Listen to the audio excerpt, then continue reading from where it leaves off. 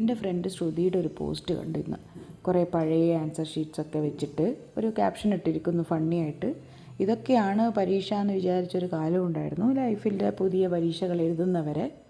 അതൊക്കെ എന്ത്, അപ്പം ഇതിൻ്റെ മുന്നിൽ അതൊക്കെ എന്ത് പരീക്ഷകൾ എന്നുള്ള രീതിയിൽ ശ്രുതി ഫണ്ണിയായിട്ടാണ് പറഞ്ഞതെങ്കിലും അതാണ് സത്യം അല്ലേ?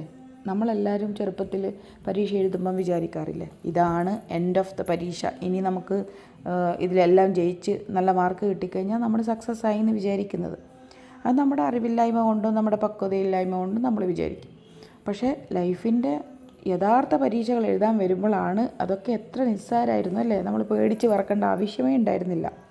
പക്ഷേ ഇപ്പം നമ്മൾ നമ്മുടെ ലൈഫിൽ സ്ഥിരം പരീക്ഷ എഴുതിക്കൊണ്ടിരിക്കുകയാണ്. എല്ലാ ദിവസവും പുതിയ പുതിയ പരീക്ഷകളാണ്.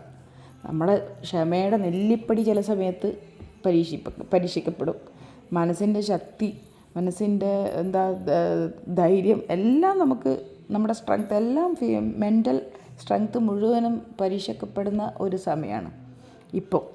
അതിനാണെങ്കിൽ ഒരു എൻഡും ഇല്ല. എല്ലാ ദിവസവും പുതിയ പുതിയ പരീക്ഷകൾ കടന്നു വരും. നമ്മൾ അത് കടന്നു പോവുകയും ചെയ്യും എങ്ങനെയെങ്കിലുമൊക്കെ, തട്ടിയും മുട്ടിയും.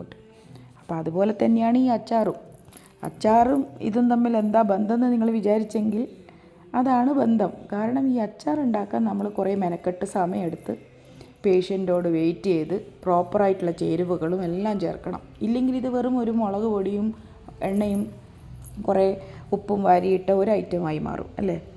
അതുപോലെ തന്നെയാണ് ലൈഫും. നമ്മളതിന് പേഷ്യൻ്റോടു കൂടി, സമാധാനത്തോടു കൂടി, സമയം കൊടുത്ത്, എല്ലാവിധ ചേരുവകളായ സ്നേഹവും സമാധാനവും സഹതാപവും എല്ലാം കൊടുത്ത് കൊണ്ടുപോകണം.